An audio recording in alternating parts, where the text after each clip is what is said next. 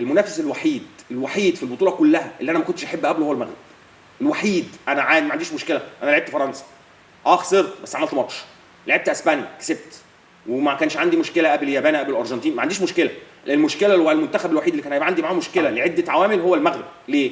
المنتخب الوحيد في البطوله كلها اللي حافظني، ده جاي مذاكرني جاهز. ليه؟ لعبني، خد مني بطوله افريقيا في النهائي من كام شهر، فبالتالي ده حافظني وحافظ لعبتي.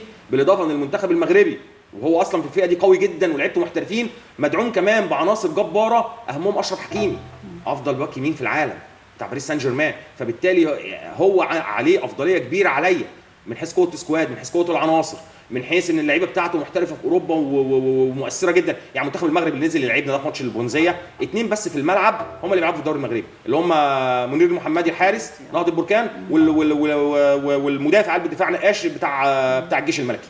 الباقيين كلهم كاملين محترفين.